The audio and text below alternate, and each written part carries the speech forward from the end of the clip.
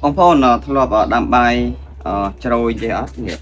này thòm chiết á sấy nè mai vật phơi đầm bây giờ dương vừa trôi bái hay dương pra ông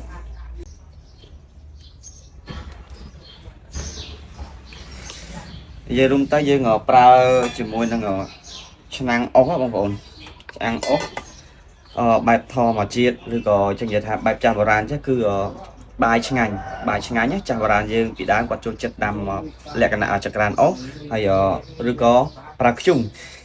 បើសម័យឥឡូវយើងដាំចក្រានគេគាត់ថានៅមួយទេតាមផ្ទះដាំខ្ជុំដាំអីចឹងទៅ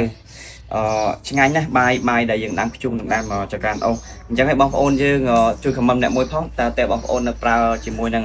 ចក្រានអុសបែបហ្នឹងឬក៏ខ្ជុំអត់បាទតែខ្ញុំនៅស្រុកណាយើងប្រើជាមួយនឹងខ្ជុំផងហើយប្រើអុសផងអញ្ចឹងគឺ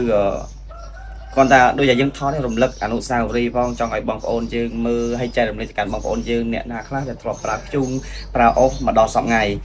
ពីមុនមកដឹងតែធ្លាប់ប្រើទាំងអស់គ្នាគាត់ថាមកដល់ឥឡូវយើងសម័យទំនើបហ្នឹងគាត់ថាបងប្អូនយើងអំពូមីងខ្លះទៅក៏គាត់លេងប្រើអញ្ចឹងទៅអំពូមីងបងប្អូនយើងខ្លះក៏គាត់នៅតែប្រើអញ្ចឹងណាអញ្ចឹងចង់ដឹងថាមានបងប្អូនណាខ្លះតែបងប្អូនណាខ្លះដែលធ្លាប់ប្រើអញ្ចឹងហើយនៅតែបន្តប្រើមកដល់សប្តាហ៍ថ្ងៃបច្ចុប្បន្ននេះអញ្ចឹងកុំភ្លេចខមមិនអ្នកមួយផង